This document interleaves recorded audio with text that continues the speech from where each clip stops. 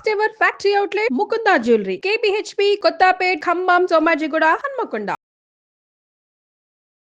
నమస్కారం, welcome to temple tour with Gitanjali.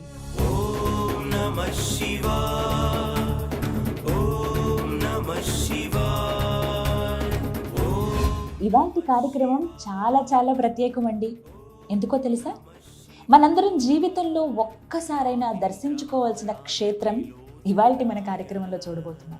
అదే temple city Tiruvannamalai. అదేనండి అరుణాచలం. నిత్యాయ శుద్ధాయ దిగంబరాయ తస్మై నకారాయ నమః శివాయ. ఓం నమః శివాయ. అరుణాచలేశ్వరుడి దయుంటే మనకి అన్నీ ఉన్నట్లే. మన జీవితంలో మనకి కావాల్సినవన్నీ అనుగ్రహించి మనకు ఒక ముక్తిని ప్రసాదించే దేవుడు ఆ అరుణాచలేశ్వరుడు. నిజంగా అక్కడ అడుగు పెట్టడమే ఒక పుణ్యం అని చెప్తానండి. ఎంత సుందరమైన ఆలయం అంటే మొత్తం 26 ఎకరాల్లో అద్భుతమైన ఆలయం మనకు కనిపిస్తుంది. నేను వెళ్ళినది శివరాత్రి రోజు, అంటే ఒక పండగ వాతావరణంలో నేను వెళ్ళాను. చాలా అద్భుతంగా కనబడుతుంది. వెలుగు జిలుగుల మధ్య దేదీప్యమానంగా ధగధగా మెరిసిపోతుంది మొత్తం ఆలయం అంతా కూడా.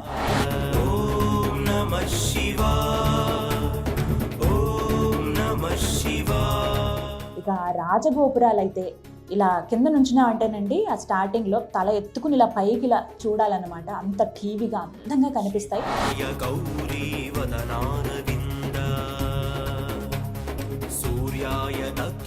12 అంతరాల్లో మనకి రాజగోపురాలు ఉంటాయి. మొత్తం 4 రాజగోపురాలను మనం చూడొచ్చు.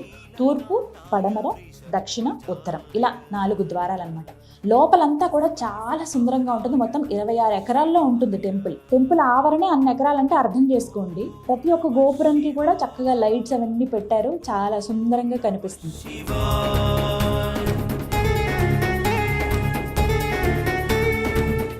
లోపల మనకి పుష్కరిణి కూడా ఉంటుంది. నాకెందుకో లాస్ట్ టైం ఒకసారి నేను వచ్చాను, అంటే ఒకసారి ఆల్రెడీ నేను దర్శనం చేసుకున్నాను. రెండవసారి ఆ స్వామివారి అనుమతితో మళ్ళీ వచ్చాను అనమాట.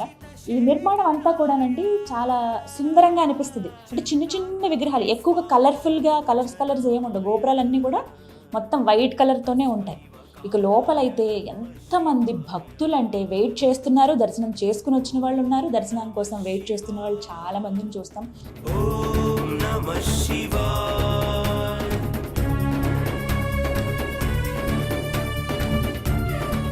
ఒక్కొక్కరు వచ్చి రాజగోపురం ఏదైతే ఉందో అక్కడ దీపారాధన చేసుకుని వాళ్ళు అలాగే కర్పూరం ఒకటి వెలిగించి కొబ్బరికాయ కొట్టి స్వామికి దండం పెట్టుకుని గిరి ప్రదక్షిణ స్టార్ట్ చేస్తున్నారనమాట. ఇక ఈవినింగ్ నేను వెళ్ళిందైతే రాత్రి సమయంలో దర్శనానికి వెళ్ళాను. నేను స్వామిని దర్శించుకోవడానికి ఉదయం నుంచి ఎంతోమంది భక్తులు ఉన్నారు. కేవలం శివరాత్రి రోజునే 6 లక్షల మంది స్వామిని దర్శనం చేసుకున్నారు. దర్శనానికి 5 గంటలు టైం పట్టింది సాయంత్రం వరకు. సాయంత్రం అంతా ఇంకా సులువుగా, ఎందుకంటే ఆ రోజు సాయంత్రానికి అందరూ గిరి ప్రదక్షిణకు వెళ్ళిపోయారు. ఇలా వెళ్తున్న వాళ్ళందరూ కూడా గిరి ప్రదక్షిణకు వెళ్ళేవాళ్ళే. ఇది ఎంట్రన్స్ అనమాట. ఇక్కడ నుంచి రాజగోపురం మనం చూడొచ్చు.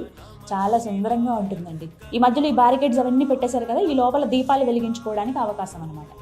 ఇంకొక పక్క ఏమో సాంస్కృతిక కార్యక్రమాలు అవుతున్నాయి. చిన్నపిల్లలు భరతనాట్యం అవన్నీ చేస్తూ ఉన్నారు. ఆ శివయ్య కీర్తనలు, అమ్మవారి కీర్తనలు అవి పాడుతూ ఉన్నారు ఒక పక్క. ఇలా మనకి లోపలికి వెళ్ళడానికి స్తంభాలన్నీ కూడా, అక్కడ కొంతమంది ఉండడానికి స్థలం అన్నమాట. ఈ లోపలికి అలా మనం నడుచుకుంటూ ముందుకు అలా వెళ్ళిపోతే ఇదిగో రాజగోపురం దగ్గరికి వచ్చేస్తాం. ఇది రాజగోపురం తూర్పు వైపున అనమాట. శివ శివ అని తమిళంలో రాసింది చూసారు. ఇక్కడ మొత్తం తమిళంలోనే రాసి ఉంటాయండి. అక్కడక్కడ ఇంగ్లీష్లో ఉంటుంది, కానీ భాషాభిమానులు వాళ్ళు చాలా ఎక్కువగా వేరే లాంగ్వేజ్ అస్సలు ఎక్కడ మనకి కనిపించదు. పూర్తిగా తమిళంలోనే ఉంటాయి. మనం కొంచెం అర్థం చేసుకోవాలంతే. కానీ నాకైతే మీకు కూడా ఈసారి దర్శనం, అంటే నేను చేసుకోవడమే కాదు, మీకు కూడా ఒకసారి ఆలయం ఎలా ఉందో చూపించాలి అనుకున్నాను. అందుకనే ఇంక లేట్ చేయొద్దు, వెళ్దాం మరి లోపలికి పదండి. ఇలా నడుచుకుంటూ రాజగోపురం వైపు ఇటే ఎంట్రన్స్లో మనం వెళ్తున్నాము. ఇలా క్యూ లైన్ ప్రస్తుతం అంత హడావిడి ఏం లేదు. లోపల కొంతమంది భక్తులు ఉన్నారు అంతే. దర్శనానికి అయితే వెయిట్ చేస్తున్నారు కొంతమంది. ఇలా నెమ్మదిగా మనం లోపలికి అలా అడుగు పెట్టచ్చు. ఇక్కడి నుంచి చూడండి అసలు వేరే, అంటే మనం ఏ కైలాసంలో అడుగు పెడుతున్నామా అనే ఒక భావన వచ్చేస్తుంది. మనం ఒక్కొక్క అడుగు వేసే కొద్దీ ఆ భావన ఆటోమేటిక్గా మనకు వచ్చేస్తుంది అనమాట. నేను ఖచ్చితంగా హామీ ఇస్తున్నానండి. అంటే అరుణాచల దర్శనం తర్వాత ముందు ఖచ్చితంగా మనం ఆ డిఫరెన్స్ అనేది గమనిస్తాం మన జీవితంలో. ఎందుకంటే నేను ఆల్రెడీ ఒకసారి దర్శనం చేసుకున్నాను, మళ్ళీ ఇప్పుడు దర్శనానికి వచ్చాను ఆ శివయ్య అనుమతితో. అరుణాచల దర్శనం ముందు జీవితం వేరు, తర్వాత జీవితం వేరు అంటారు. అది మాత్రం నిజం అండి. నేనైతే అది అనుభవించాను. మీరు కూడా ఆ రుచి చూడాలి. ఆ శివయ్య ప్రేమ ఎలా ఉంటుందో, ఆయన మన జీవితానికి ఏ విధంగా ముక్తిని ప్రసాదిస్తాడు, మనకేం కావాలో అన్నీ ఆయన చూసుకుంటాడు. మనం అడగాల్సిన అవసరం కూడా ఉండదన్నమాట. అంత ఇదిగా ఆయన మనల్ని ప్రేమిస్తాడు.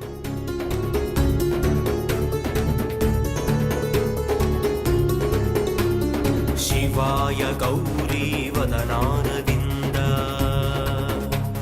సూర్యాయ దక్షధ్వరనాశకాయ. అభిషేకానికి మురిసిపోయే అగ్నితో ధగధగలాడే ఆ శివయ్య దర్శనానికి వెళదామని లోపల మొత్తం ఆలయం మీకు చూపించాలని నేను నిర్ణయించుకున్నానండి. ఇంకా ఆలస్యం ఎందుకు వెళదాం, బట్ ఒక్క కండిషన్ ఇక్కడే చెప్పేస్తున్నాను. మూలమూర్తులు ఏవైతే ఉన్నాయో అవి మాత్రం నేను చూపించదలుచుకోలేదండి.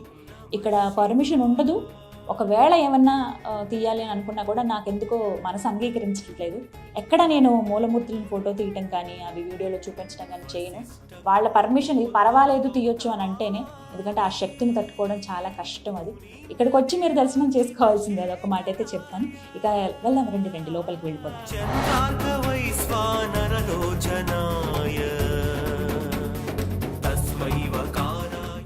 ఎంత శుభసూచకం అనిపించిందో నాకు. అసలు ఒక్కసారి లోపల అడుగు పెట్టడమే, కైలాసంలోకి నేను అడుగు పెట్టానా, ఎంత సుందరంగా ఉంది. అసలు వేరే తన్మయత్వానికి వెళ్ళిపోయాను నేను. అలా వెళ్తూ ఉంటే అయ్యవారు అమ్మవారు నాకు ఎదురొచ్చారు. అబ్బా, అసలు ఇంకా ఇంతకన్నా ఏం కావాలి. మనం ఎవరన్నా ఇంటికి వెళ్ళినప్పుడు వాళ్ళే ఎదురొచ్చి రండి అని లోపలికి ఎలా తీసుకువెళ్తారో, అలా వెళ్ళగానే ఊరేగింపు తీసుకువెళ్ళిన అమ్మవారు అయ్యవారు. ఆ రోజు శివరాత్రి కదా, పొద్దునంతా మొత్తం ఎక్కడికక్కడ పూజా కార్యక్రమాలు అన్నీ జరుగుతున్నాయి, వివిధ ఉత్సవాలు చేశారు, అందులో భాగంగా ఊరేగింపు చేశారు. కరెక్ట్గా మేము వెళ్ళినప్పుడే ఇట్లా ఎదురొచ్చారనమాట. నాకు భలే సంతోషం అనిపించింది. అసలు వాళ్ళతో పాటు కొంచెం దూరం కూడా వెళ్ళిపోయాను. కాదు ఆలయం అంతా చూడాలి కదా, లోపలికి వెళ్ళి ఆ శివయ్య దర్శనం చేసుకోవాలి కదా అని చెప్పి ఇంకా మళ్ళీ ఇటు తిరిగిపోయాను అనమాట. కానీ అలా ఊరేగింపు చూస్తూ ఉంటే చాలా సంతోషం అనిపించింది నిజంగా. ఆ పసుపు చీరలో అమ్మవారు కానీ లేకపోతే అయ్యవారు కానీ ఆ నగలు అవి వేసుకుని బుజ్జి విగ్రహాలండి, కానీ ఎంత బాగున్నాయి. అందరూ ఓం నమ శివాయ ఓం నమ శివాయ అంటూ అలా చెప్తూ ఉంటే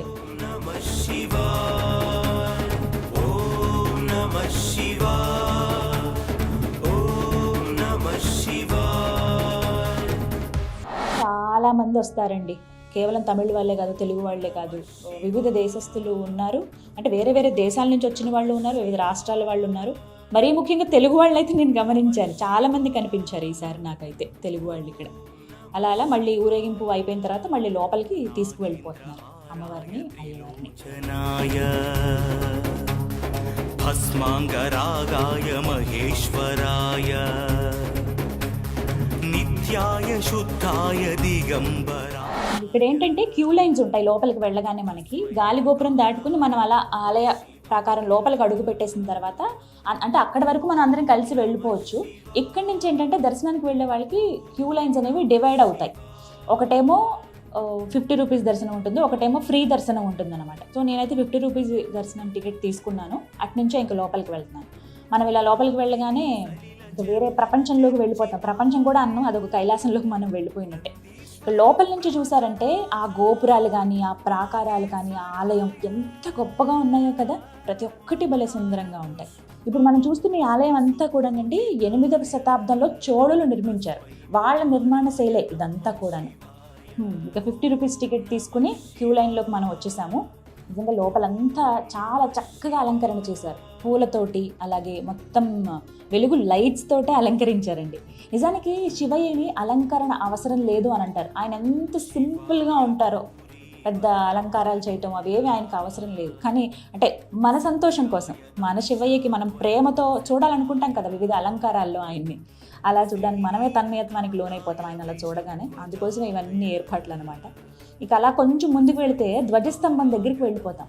అలా ధ్వజస్తంభానికి దండం పెట్టుకుని కొంచెం ముందుకు వెళ్తే ప్రధాన ఆలయంలోకి మనం అడుగు పెట్టినట్టే.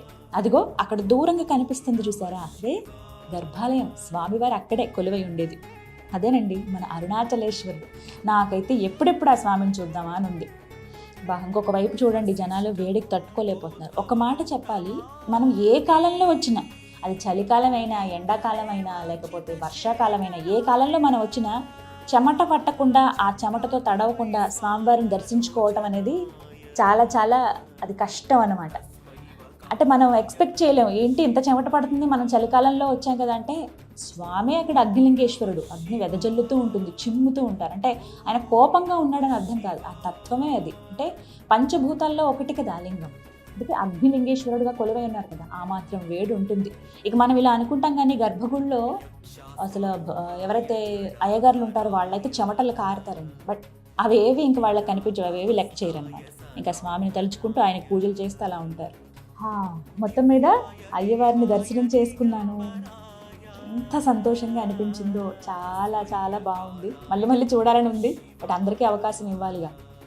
ఇక బయటకు వచ్చేసాం మనం. తమిళనాడులో ప్రతి టెంపుల్లో దర్శనం తర్వాత మనకి విభూది ఇస్తారండి. అంటే శివయ్య గుడికి వెళ్తే విభూది ఇస్తారు, అలా అమ్మవారి గుడికి వెళ్ళాం అనుకోండి కుంకుమ ప్యాకెట్లు, ఇవే మనకి ప్రసాదాలుగా ఇస్తారనమాట. మనం వెళ్ళి ఇప్పుడు నార్మల్ టెంపుల్స్ మనం వెళ్ళి అక్కడ తీసుకుని కుంకుమ పెట్టుకోవడం కాదు, వీళ్ళు ఒక ప్యాకెట్లో వేసేసి అలా ఇచ్చేస్తూ ఉంటారన్నమాట. చక్కగా మనకు కావాల్సిన మనం ఇవ్వచ్చు, మనం తీసుకెళ్ళొచ్చు, మన దగ్గర ఉంచుకోవచ్చు, డైలీ మనం బొట్టు పెట్టుకోవచ్చు. ఇలా బయటకు వచ్చాక నటరాజస్వామి విగ్రహం చూడండి ఎంత సుందరంగా ఉందో కదా. శివయ్య ఎన్ని రూపాల్లో కనిపిస్తారో. అలా మనం స్వామివారి దర్శనం చేసుకున్న తర్వాత బయటికి ఇలా వస్తూ ఉంటే మనకి చాలా శివలింగాలు కనిపిస్తాయి. మరోవైపు నాయనార్లు, ఎవరైతే శివయ్య గురించి ఆయన తత్వం గురించి చెప్పున్నారో వారి విగ్రహాలు అనమాట, నాయనార్లు అంటారు వాళ్ళని. వాళ్ళ విగ్రహాలు చూస్తాం. అలాగే అనేక దేవీ దేవతల విగ్రహాలు, మహర్షుల విగ్రహాలు, సుబ్రహ్మణ్య స్వామిని చూస్తాం మనం. ఇలా చాలా చాలా దేవాలను ప్రతిష్ఠించారన్నమాట. ఇవన్నీ కూడా విగ్రహాలు. అవి త్రిలోచనాయ భస్మాంగరాగాయ మహేశ్వరాయ నిత్యాయ శుద్ధాయ దిగంబరాయ తస్మై నకారాయ నమః శివాయ ఓం నమః శివాయ.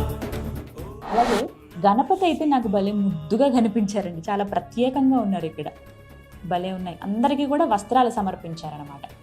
ఇక అక్కడి నుంచి మనం అలా బయటకు వచ్చేస్తే అమ్మవారి ఆలయంలోకి మనం ప్రవేశించినట్టేనండి. ఇక ఎప్పుడెప్పుడు అమ్మని చూద్దామా, అయ్యవారిని చూసాం, మరి అమ్మవారిని కూడా చూడాలి కదా. నాకైతే అమ్మని కూడా ఒక్కసారి దర్శనం చేసుకుని అమ్మ ఇలా ఉంది నా పరిస్థితి అని చెప్పుకోవాలండి. చాలా చెప్పాలనుకున్నాను నేను అరుణాచలేశ్వరుడికి. అక్కడికి వెళ్ళి ఆయన చూసిన తర్వాత అన్నీ మర్చిపోయాను. ఇంకా అమ్మని చూస్తే ఏమనిపిస్తుంది, ఇంకేమనిపిస్తుంది, ఆవిడ అలా చూస్తూ ఉండాలనే ఉంటుంది. వెళ్దాం మరి ముందుకి. ఇంకా ఇక్కడ అమ్మవారిని ఉన్నామలై అమ్మవారిగా పిలుస్తారండి. అమ్మవారిని ఒక్కసారి దర్శనం చేసుకుంటే చాలు, ఎన్నో రోజుల నుంచి అమ్మ దగ్గరికి వెళ్ళలేదు అని అనుకుని ఆ భావన అంతా పోతుందనమాట. ఒక్కసారిగా ఆవిడ తీసేస్తుంది ఆ కష్టం, ఆ బాధ అంతా కూడా. అయితే ఇక్కడ ఇంకొకటి గమనించాను నేను, అమ్మవారికి ఆవిడ ముందు కూడా నందీశ్వరులు ఉంటారు. మామూలుగా సింహం అమ్మవారి వాహనం అని చెప్తారు కదా, కానీ ఇక్కడ నందీశ్వరుడు ఉంటారు అమ్మవారికి ఎదురుగుండా. నిజంగా ఆయన అలా కూర్చున్నాడా బసవన్న అన్నట్టు అనిపిస్తుందండి నాకైతే. ఇక్కడ నందీశ్వరులు చాలా ప్రత్యేకం. శివయ్యకి ఎంత గొప్పగా మనం పూజ చేస్తామో నందీశ్వరుడు కూడా అంతే గొప్పగా పూజ చేస్తారు, అభిషేకాలు చేస్తారు ఇక్కడ. ఒక్కసారి వచ్చి మన కోరిక ఏముందో ఆ శివయ్య దాకా వెళ్ళి చెప్పుకునే ముందు ఆయనకే చెప్పాలంట. ఆయన ముందు కూర్చుని ఉంటారు అలాగా, శివయ్య దాకా వెళ్ళే ముందు నాకు చెప్పాలన్నట్టు. మనం ఒక్కసారి స్వామి అని ఒక్కసారి ఆయన ఇలా నిమిరి ఆయన చెవిలో మన కోరిక చెప్తే ఆ బాధ్యత తను తీసుకుని, స్వామి నీ భక్తుడు ఈ విధంగా, లేకపోతే నీ భక్తురాలు ఈ విధంగా కష్టాలు పడుతుందంట, ఆమెకి కోరిక ఉందంట అని చెప్పి వెళ్ళి స్వామి దగ్గర డైరెక్ట్గా విన్నవిస్తారు. అందుకే చక్కగా మనం మర్యాదగా ఆయన ముందు వంగి ఆయన చెవిలో చెప్తే నిజంగా అది స్వామి దాకా చేరి మన కోరిక నెరవేరుస్తారు. ఓం నమః శివాయ ఓం నమః శివాయ.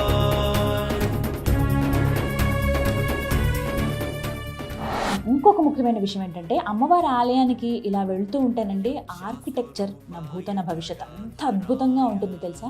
ఆ శిల్ప సంపద చూడండి ఎంత గొప్పగా కనిపిస్తుందో. అంటే మన పూర్వీకుల ఆ గొప్పతనం నాకు కనిపించింది అడుగున, ప్రతి అణువున అని చెప్పాలనిపిస్తుంది. ఇప్పుడు ఇంత మన టెక్నాలజీ అని ఇలా అని లేకపోతే మెషిన్తో వర్క్ చేయటం కానీ ఇవన్నీ చూస్తున్నాం. అప్పట్లో అసలు ఎలా చెక్కేవాళ్ళు ఏంటో, ఇన్ని తరతరాలు వచ్చి దర్శించుకునే భాగ్యం ఉండడం కావచ్చు, ఒక్కొక్కరు ఆ గొప్పతనాన్ని చెప్పుకోవటం కానీ అంతా శివయ్య ఆయన లేలే కదా. మనం ఇంకా అమ్మవారి దర్శనం కోసం వేచి ఉన్నాము. నన్ను ఈ శిల్పం చాలా చాలా ఆకర్షించిందండి. మొత్తం 8 చేతులతో అష్టభుజి అమ్మవారు భలే ఉన్నారు కదా. ఇదిగో ఇక్కడ చూస్తున్నారా, ఇది అమ్మవారి కౌతుక బేరం. అంటే మామూలుగా మనం ఆలయాల్లో చూస్తాం కదా, మూల విరాట్ కాకుండా ఇంకా కొన్ని విగ్రహాలు ఉంటాయి. అంటే అవి ఉత్సవాలకని చెప్పి భోగాలకని చెప్పి వేరువేరుగా పెడుతూ ఉంటారు. అలా ఇది అమ్మవారిది కౌతుక బేరం అనమాట. భలే సుందరం, అంటే ఎంత జీవకళ ఉట్టి పడుతుందో చూడండి. ఆవిడ నిజంగా వచ్చి కూర్చున్నారా, ఆవిడ అక్కడ ఉన్నారా అన్నట్టుగా అనిపిస్తుంది. భలే కళగా ఉంది మొహం కూడా. ఇక మనం దర్శనం చేసేసుకుని బయటికి ఇలా రాగానే ఇక్కడ నాకు ఒక వింత కనిపించింది. కొన్ని వందల ఏళ్లగా ఇక్కడ ఒక దీపం వెలుగుతుందండి. ఇగో చూస్తున్నారుగా, అఖండ దీపం. కొన్ని వందల సంవత్సరాలంటే మీరు నమ్ముతారా? ఆశ్చర్యం అనిపించింది నిజానికి నాకైతే. నిజంగా శివయ్య లీలే ఇదంతా కూడా. అన్నేళ్ల నుంచి అసలు కొండెక్కకుండా ఎంత జాగ్రత్త తీసుకుంటున్నారో, అంటే ఆ మాత్రం జాగ్రత్తని తీసుకుంటారు. ఎప్పుడూ వెలుగుతూనే ఉంటుందండి అఖండ దీపం. ఇది ఈ దర్శనం చేసుకున్నా చాలు, మనకి మహద్భాగ్యమే. మొత్తం మీద దర్శనం చాలా బాగా జరిగిందండి. కాస్త ముందుకొస్తే నవగ్రహ మండపం ఇక్కడ మనం చూస్తాం. ఆశ్చర్యం ఏంటంటే ఏ గుళ్ళో అయినా సరే నవగ్రహాలు ముందు దర్శించుకుంటారు, అక్కడ కాలు కడుక్కుని తర్వాత మళ్ళీ ప్రధాన దైవాన్ని దర్శనం చేసుకుని మనం ఇంటికి వెళ్ళిపోతాం. కానీ ఇక్కడ అలా కాదు, ముందు మనం ప్రధాన దైవాన్ని దర్శనం చేసుకుని ఆ తర్వాత నవగ్రహ మండపం దగ్గరికి రావచ్చు అనమాట. ఇక్కడ చివరికి మనం దర్శనం చేసుకుంటాం నవగ్రహాన్ని. నిజంగా ఓపికతో చూడాలి కానీ ఆలయం అణువున వింతలు, విశేషాలు, అద్భుతాలే మనకు కనిపిస్తాయండి. ఇదిగోండి ఇక్కడ చూసారా, దర్శనానికి వెళుతున్న భక్తులు వీళ్ళందరూ ఎంత పరవశించిపోతున్నారో, అంటే అందరికీ కూడా ఆశ్చర్యానికి లోను చేస్తుంది ఆలయం అంతా కూడా. పగలు చూసినా అంతే ఇదిగా ఉంటుంది, రాత్రి చూసినా ఈ ఆలయం అంతే ఇదిగా ఉంటుందండి. ఇంకా గొప్పగా సుందరంగా కనిపిస్తుంది. ఇక మొత్తం మనం బయటకు వచ్చేసాక ఇక్కడ నేతి దీపాలు పెట్టే ప్లేస్ అన్నమాట. అందరు ఇక్కడ దీపాలు వెలిగిస్తారు. ఇక్కడే పుష్ప సుపూజితాయ తస్మై మకారాయ నమః శివాయ ఓం నమః శివాయ. మొత్తానికి బయటకు వచ్చేసాము. అటు నుంచి కొంచెం ముందుకు వెళ్తే ప్రసాదం కౌంటర్లు ఉంటాయి ఇక్కడ. కానీ ప్రస్తుతం ప్రసాదం అయిపోయిందండి. ఇంతమంది భక్తులు వచ్చారు అంటే పొద్దున్న నుంచి ఇంక కంటిన్యూగా ఎంత చెప్పా కదా, 6 లక్షల దాకా ఇప్పటివరకు దర్శనం చేసుకున్నారంట. అన్ని ప్రసాదాల్లో మనకు అందలేకపోయింది. ఏం పర్వాలేదు, స్వామివారి విభూది, అమ్మవారి కుంకుమ ఉందిగా, అదే మహాదివ్య ప్రసాదం. అది దొరకడమే చాలా అదృష్టం. అసలు ఈ ప్లేస్కి రావడమే అదృష్టం అనుకుని ఇంక నెమ్మదిగా నేను ఇంక బయటికి వెళ్ళిపోయాను. ఎందుకంటే నేను ఇంకా ఆ ట్రాన్స్లోనే ఉన్నాను. స్వామిని చూశాను, అమ్మవారిని చూశాను, ఆ ప్రాంగణంలో గడిపాను అని చెప్పి అదే ఆలోచన ఉంది నాకంతా కూడా. ఇలా ఈ క్యూ లైన్ లోపల నుంచి మళ్ళీ బయటకు వచ్చేస్తాం అనమాట. అరుణాచలేశ్వర అరుణాచలేశ్వర అరుణాచలేశ్వర, ఎంతటి మహద్భాగ్యం అయ్యా. ఎట్టకేలకు నా దర్శనం పూర్తయింది. లోపల అంత అంటే మనం నార్మల్గా నేను మీకు ఒక్కొక్కటి ఎక్స్ప్లెయిన్ చేసి చూపించేంత వెసులుబాటు లేదండి. ఎక్కువ మంది భక్తులు ఉన్నారు కదా, వాళ్ళని ఇబ్బంది పెట్టకూడదు.